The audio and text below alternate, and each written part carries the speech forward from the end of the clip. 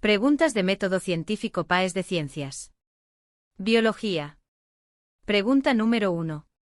Un estudiante se encuentra desarrollando un proyecto de investigación cuyos resultados quiere presentar en una feria científica escolar. Este proyecto consiste en evaluar 3 tratamientos pregerminativos: golpe de calor, remojo en agua caliente por 24 horas y frotación con lija, en semillas de cubierta dura y gruesa que son utilizadas en programas de reforestación, para así determinar cuál de estos tratamientos es más efectivo para aumentar la cantidad de semillas germinadas.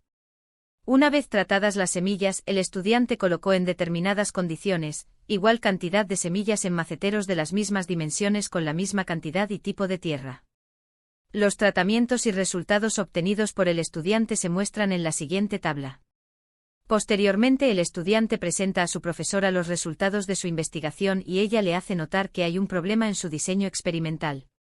En relación con lo anterior, ¿cuál de las siguientes opciones describe un error metodológico cometido por el estudiante en el diseño de este experimento? A. Evaluó 3 tratamientos pregerminativos diferentes. B. Utilizó la misma cantidad y tipo de tierra para sembrar las semillas. C. Sembró igual cantidad de semillas en cada tratamiento pregerminativo.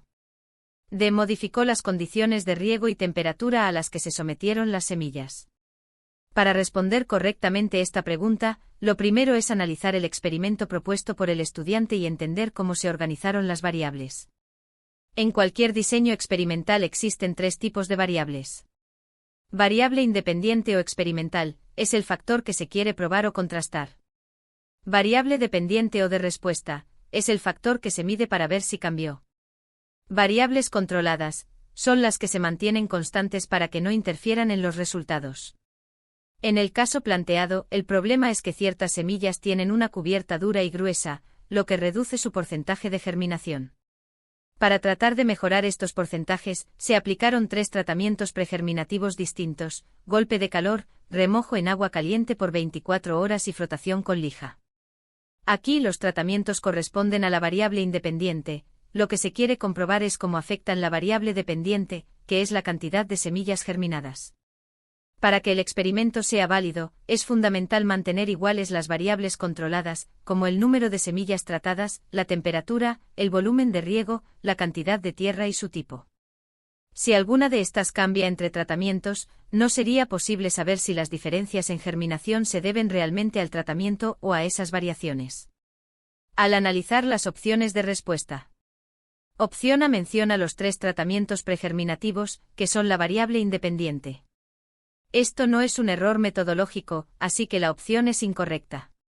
Opción B se refiere a la cantidad y tipo de tierra, y opción C a la cantidad de semillas tratadas. Ambas son variables controladas que deben mantenerse constantes, por lo que tampoco representan errores en el diseño. Opción D señala que en el diseño los tratamientos se aplicaron con diferentes temperaturas y volúmenes de riego. Este sí es un problema, porque estas variables deberían haberse mantenido constantes. Al variar, afectan la germinación y no permiten saber con certeza el efecto real de los tratamientos. Por lo tanto, la opción correcta es la D, ya que identifica un error metodológico que invalida la comparación entre tratamientos. En resumen, para resolver este tipo de preguntas es necesario saber reconocer los distintos tipos de variables en un experimento y detectar si alguna variable que debería estar controlada se modificó, ya que esto compromete la validez de los resultados. Pregunta número 2. Un equipo de investigación, que estudia la evolución de los caracoles en las ciudades, indagó la manera en que la variabilidad térmica del ambiente afectaba la coloración de estos animales.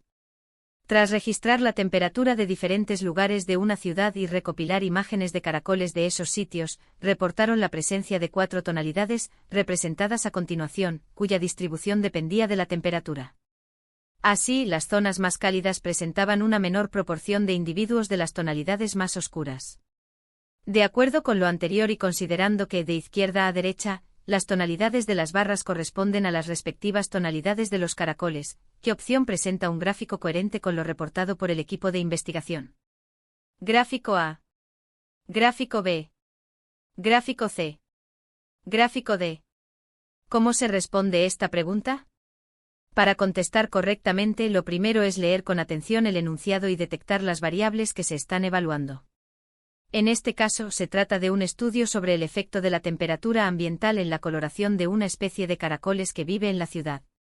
El texto indica que tras el muestreo, se encontraron caracoles de 4 tonalidades distintas y que a medida que la temperatura aumenta, la proporción de individuos con tonalidades más oscuras disminuye.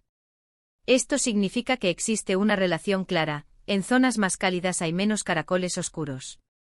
Esa información es clave para evaluar los gráficos. Ahora, el análisis de las opciones sería el siguiente. Opción A, muestra que en las zonas más cálidas hay más caracoles oscuros, lo contrario de lo indicado en el enunciado. Por lo tanto, es incorrecta. Opción B, los datos no siguen una tendencia clara que muestre la relación entre temperatura y coloración, por lo que no es coherente con lo descrito. También es incorrecta. Opción C, se ve un aumento de caracoles claros en zonas cálidas, pero también aumenta la proporción de caracoles oscuros. Esto no coincide con el patrón descrito, así que es incorrecta.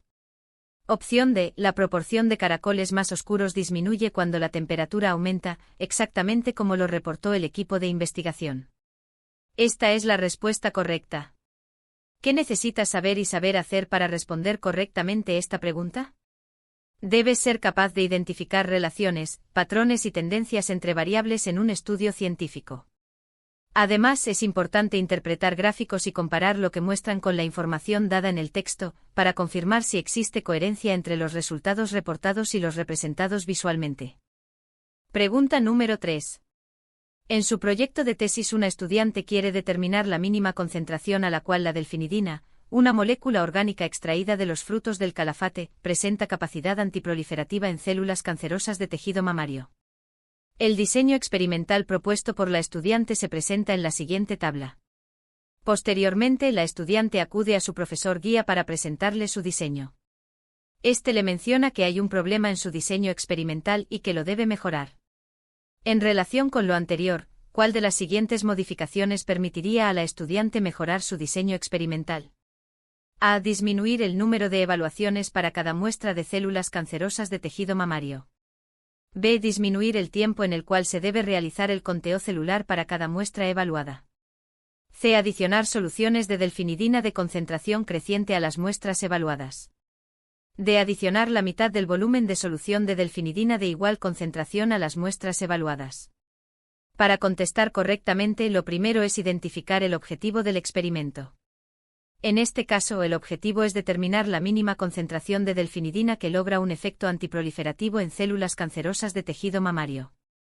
Con este objetivo en mente, el diseño debe permitir probar distintas concentraciones de la molécula, de manera que se pueda establecer un punto mínimo efectivo.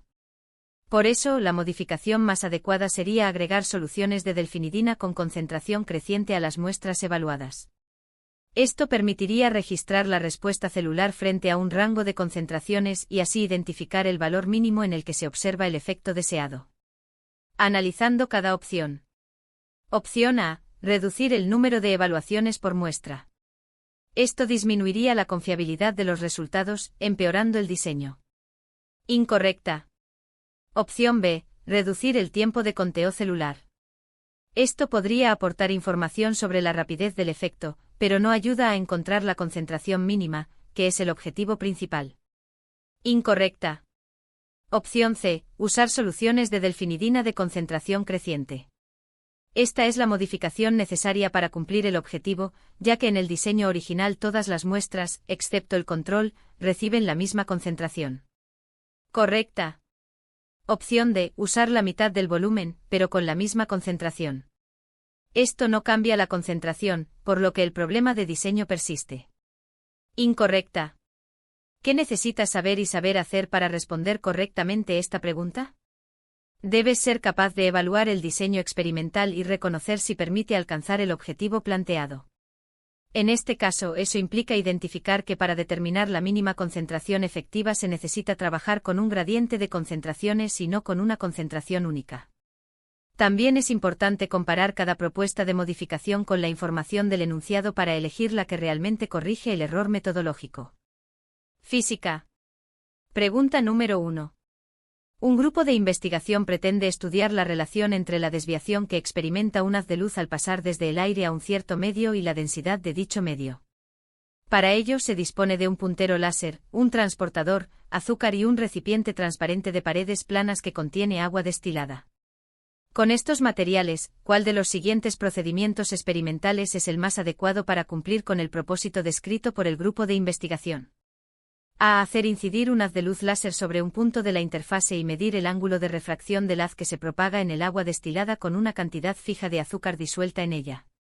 B. Hacer incidir un haz de luz láser sobre distintos puntos de la interfase y medir el ángulo de refracción del haz que se propaga en el agua destilada con una cantidad fija de azúcar disuelta en ella. C. Hacer incidir un haz de luz láser con una inclinación fija sobre un punto de la interfase y medir el ángulo de refracción del haz a medida que se disuelve una cantidad creciente de azúcar en el agua destilada.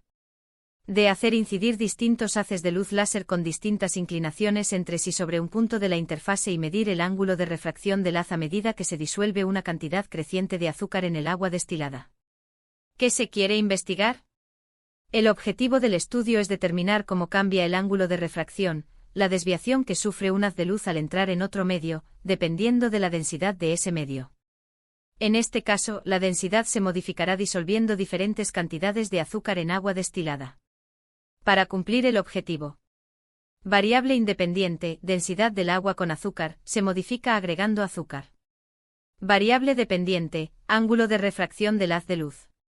Variables controladas, ángulo de incidencia del haz, recipiente, tipo de láser, temperatura, etc. Es importante que solo una variable cambie densidad, para poder establecer una relación clara y confiable. Análisis de las opciones. Opción A. Haz incide en un punto fijo pero con cantidad de azúcar constante. No se varía la densidad, por lo que no se puede estudiar la relación buscada. Incorrecta. Opción B. Haz incide en distintos puntos pero con la misma cantidad de azúcar. Igual que en A, la densidad no cambia, por lo que el objetivo no se cumple. Incorrecta. Opción C. Haz incide con inclinación fija en un punto, se mide el ángulo de refracción mientras se añade más azúcar al agua. Se mantiene constante el ángulo de incidencia y se varía solo la densidad, permitiendo medir cómo influye esta variable. Correcta. Opción D. Se mide el ángulo de refracción mientras cambia la densidad y el ángulo de incidencia. Cambian dos variables a la vez, lo que impide aislar el efecto de la densidad. Incorrecta. Respuesta correcta, C. Hacer incidir un haz de luz láser con una inclinación fija sobre un punto de la interfase y medir el ángulo de refracción del haz a medida que se disuelve una cantidad creciente de azúcar en el agua destilada. ¿Qué necesitas saber para responder correctamente esta pregunta? Identificar la variable independiente y la variable dependiente en un experimento. Diseñar un procedimiento experimental que mantenga constantes todas las demás variables. Reconocer que para estudiar la influencia de una variable, densidad, sobre otra, ángulo de refracción, solo debe modificarse la primera y medir el efecto en la segunda. Pregunta número 2. En la siguiente figura se representa un diseño experimental realizado por un grupo de estudiantes, en donde una fuente de energía térmica a mechero entrega calor de forma constante y equitativa a 3 láminas de metal de mismo largo y espesor, 1, 2 y 3, hechas de aluminio, acero y bronce, respectivamente. Sobre estas láminas, se colocaron a la misma distancia entre sí 4 palitos de madera, iguales en masa y longitud. Para fijar los palitos a las láminas de metal se utilizó cera de vela caliente, la que al enfriarse permitió adherirlos perpendicularmente a las láminas. Finalmente los estudiantes encendieron el mechero y registraron, para cada palito, el tiempo que se tardó en caer. A partir de lo anterior, ¿cuál de las siguientes opciones corresponde a una hipótesis adecuada para el diseño experimental planteado por el grupo de estudiantes? A. La cantidad de calor que recibe cada una de las láminas de metal depende de su longitud y espesor. B. La rapidez a la cual se conduce el calor por las láminas de metal depende del tipo de metal con el cual están confeccionadas. C. La temperatura a la cual se funde la cera de vela depende del tipo de metal sobre el cual se coloca.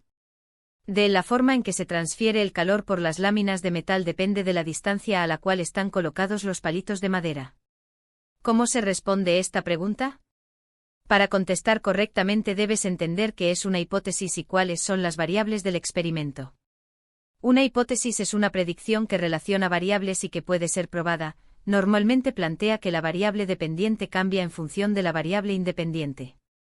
En este diseño, los estudiantes quieren comparar qué tan rápido se conduce el calor por cada lámina de metal. La variable que ellos manipulan es el tipo de metal: aluminio, acero, bronce. Esa es la variable independiente, y lo que miden es el tiempo hasta que cae cada palito, que refleja la rapidez de conducción del calor. Esa es la variable dependiente. El largo y espesor de las láminas, la masa y longitud de los palitos y la distancia entre ellos se mantienen iguales, son variables controladas. Entonces la hipótesis adecuada debe conectar la rapidez de conducción del calor, lo que se mide, con el tipo de metal, lo que se cambia. Ahora analicemos cada opción. Opción A plantea que la cantidad de calor depende de la longitud y el espesor. Pero en el experimento el largo y el espesor se mantuvieron iguales, son variables controladas, por lo que esa hipótesis no corresponde al objetivo ni al diseño. Incorrecta. Opción B dice que la rapidez con la que se conduce el calor depende del tipo de metal. Eso encaja exactamente con lo que el experimento pone a prueba: se comparan distintos metales y se registra un tiempo relacionado con la conducción térmica. Es una hipótesis que se puede validar o refutar con los datos obtenidos. Correcta. Opción C asegura que la temperatura de fusión de la cera depende del metal. En realidad, la fusión de la cera es una propiedad de la cera misma y no cambia por el metal sobre el que se coloca. Lo que cambia es la rapidez con la que la cera alcanza esa temperatura, pero no su punto de fusión. Además, esa hipótesis no conecta la variable manipulada, tipo de metal, con la variable que se mide, tiempo hasta la caída. Incorrecta. Opción D relaciona la forma de transferencia del calor con la distancia de los palitos. Pero en este experimento los palitos están colocados a la misma distancia y el mecanismo de transferencia en las láminas es conducción, que no depende de esa distancia entre palitos en la forma planteada. Por tanto, no es una hipótesis adecuada para este diseño. Incorrecta. En consecuencia, la opción correcta es la B. La rapidez a la cual se conduce el calor por las láminas de metal depende del tipo de metal con el cual están confeccionadas. ¿Qué necesitas saber y saber hacer para responder correctamente esta pregunta? Debes comprender cómo se formula una hipótesis, una relación comprobable entre variables, y ser capaz de identificar en un experimento cuál es la variable independiente, lo que se manipula, la variable dependiente, lo que se mide, y las variables controladas, las que se mantienen constantes.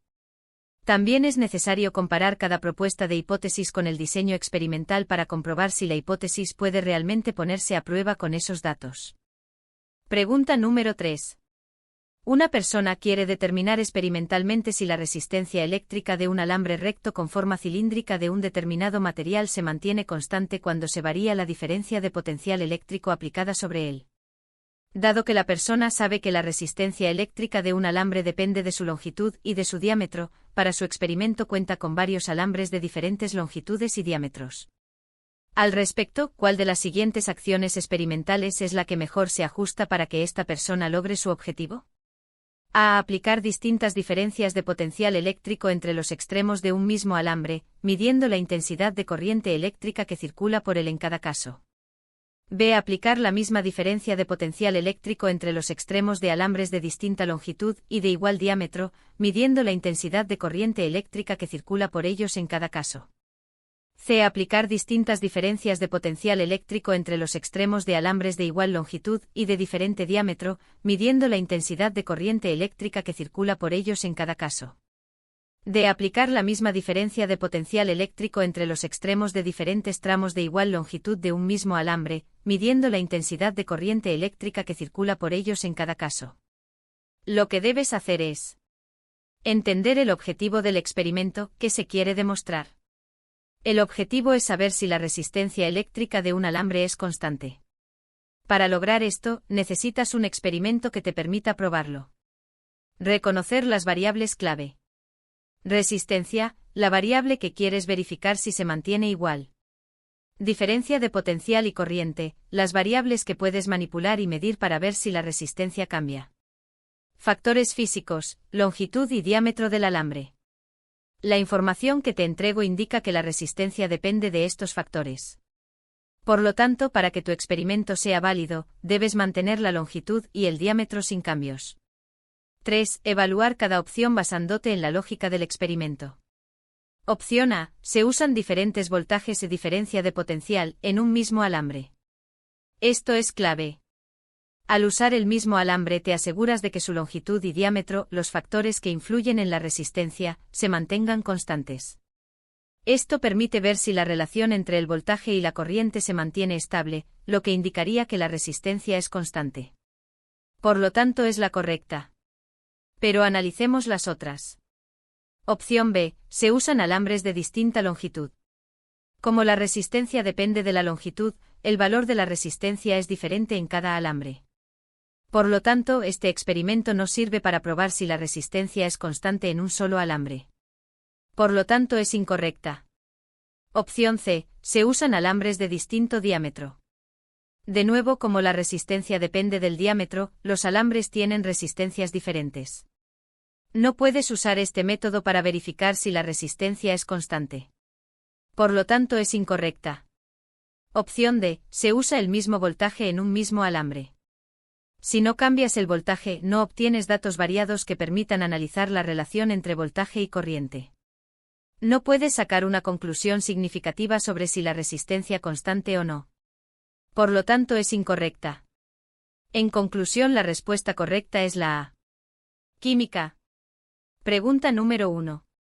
Un grupo de estudiantes quiere investigar si la velocidad de una reacción química entre el zinc y el ácido clorhídrico depende de la temperatura.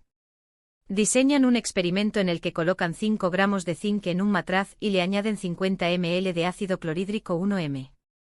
Repiten el experimento 4 veces calentando el matraz a 20 grados, 30 grados, 40 grados y 50 grados, respectivamente. Para medir la velocidad de la reacción, observan el tiempo que tarda en consumirse todo el zinc. ¿Cuál es la hipótesis que mejor se adapta a este diseño experimental? A. La temperatura de fusión del zinc cambia en presencia del ácido clorhídrico. B. La velocidad de la reacción entre el zinc y el ácido clorhídrico es mayor a temperaturas más altas. C. La cantidad de zinc utilizado afecta el tiempo total de la reacción. D. La reacción produce hidrógeno gaseoso, lo cual se evidencia con el aumento de la temperatura. Para responder correctamente, primero debes identificar las variables del experimento. Variable independiente, la que se manipula la temperatura. El grupo de estudiantes la cambia a 20 grados, 30, 40 grados y 50 grados. Variable dependiente, la que se mide la velocidad de la reacción, que se evidencia por el tiempo que tarda zinc en consumirse. Variables controladas, las que se mantienen constantes la cantidad de zinc, 5 gramos, y el volumen y concentración del ácido, 50 ml de 1m. Ahora evaluemos cada opción en función de estas variables. Opción A. Esta hipótesis se enfoca en la temperatura de fusión, que no se mide en el experimento. El experimento se centra en la velocidad de la reacción, no en un cambio de fase. Por lo tanto, es incorrecta. Opción B. Esta hipótesis establece una relación directa entre la variable independiente, temperatura, y la variable dependiente, velocidad de la reacción. El experimento está perfectamente diseñado para probar esta afirmación, por ello, esta es la respuesta correcta. Opción C. La hipótesis se centra en la cantidad de zinc. En el experimento esta variable se mantiene constante 5 gramos, por lo que no es algo que se esté probando. Si se hubieran usado diferentes cantidades de zinc, esta sería una hipótesis plausible, pero no para este diseño. Es incorrecta. Opción D. Esta opción describe un producto de la reacción, pero no establece una relación entre las variables que se están manipulando y midiendo. El experimento no está diseñado para ver si la reacción produce hidrógeno, sino para ver cómo la temperatura afecta la velocidad. Es incorrecta. Por lo tanto nos quedamos con la B. Pregunta número 2. Un químico desea determinar si el catalizador X acelera la descomposición del peróxido de hidrógeno, H2O2. Diseña un experimento donde mide el volumen de oxígeno liberado en un minuto. ¿Cuál de los siguientes diseños experimentales es el más adecuado para su objetivo? A. Añadir 1 gramo de catalizador X a 2 muestras de 100 ml de H2O2 y medir la liberación de oxígeno en ambas. B. Añadir 1 gramo de catalizador X a una muestra de 100 ml de H2O2 y no añadir nada a otra muestra idéntica, midiendo el oxígeno liberado en ambas.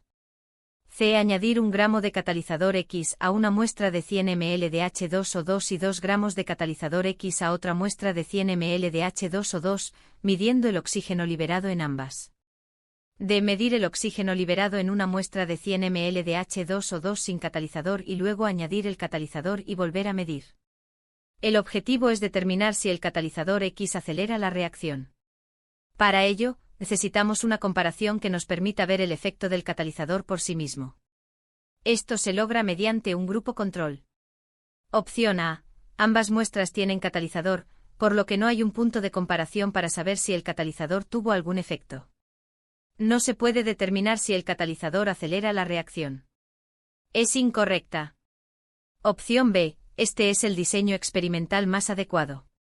Se tienen dos muestras idénticas, una con el catalizador, grupo experimental, y otra sin el grupo control. Al comparar la cantidad de oxígeno liberado en un minuto en ambas, se puede atribuir cualquier diferencia en la velocidad de la reacción únicamente a la presencia del catalizador. Esta es la respuesta correcta.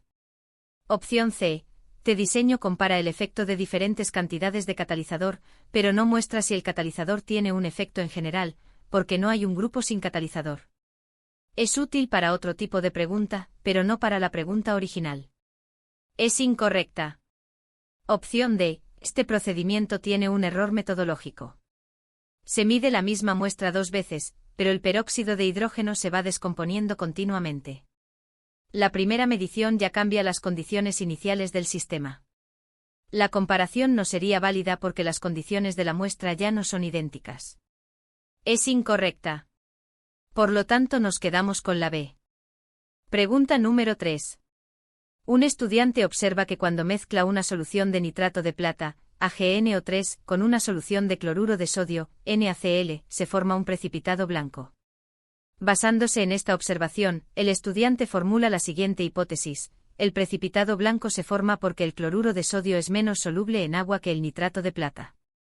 ¿Cuál de las siguientes afirmaciones evalúa de manera más crítica la hipótesis del estudiante? A. La hipótesis es correcta, ya que el precipitado blanco es cloruro de plata, que es conocido por ser insoluble. B. La hipótesis es incorrecta porque el precipitado es nitrato de sodio, que es altamente soluble. C. La hipótesis es incompleta porque no explica por qué el nitrato de plata y el cloruro de sodio son solubles. D. La hipótesis tiene un error lógico porque no explica qué es la combinación de iones Ag y Cl, lo que causa el precipitado, no la solubilidad inicial de los reactantes. Aquí se evalúa la lógica detrás de una hipótesis en un contexto químico. Opción A. Esta afirmación dice que la hipótesis es correcta, pero la razón que da el precipitado es cloruro de plata, no justifica la lógica de la hipótesis original. La hipótesis del estudiante sugiere que el NaCl es menos soluble que el AgNO3, lo cual no es lo que causa la reacción. Lo que causa el precipitado es la formación de un nuevo compuesto. Es incorrecta. Opción B. La afirmación es incorrecta en su premisa. El precipitado blanco no es nitrato de sodio, sino cloruro de plata, AgCl. Además, el nitrato de sodio es soluble. Opción C. La hipótesis no necesita explicar por qué los reactantes son solubles, ya que su propósito es explicar la formación del producto. Es una crítica irrelevante. Es incorrecta. Opción D. Esta es la crítica más pertinente. La hipótesis del estudiante tiene un fallo lógico fundamental. El precipitado blanco no se forma porque uno de los reactantes originales, NaCl, sea menos soluble que el otro, AgNO3. Se forma porque durante la reacción de doble desplazamiento, se crea un nuevo compuesto cloruro de plata, AgCl, que es insoluble en agua, mientras que el otro nuevo compuesto nitrato de sodio, NaNO3, es soluble. La hipótesis ignora el proceso de formación del nuevo compuesto. Esta es la respuesta correcta. Espero que les haya servido la explicación de las preguntas, con esto me despido.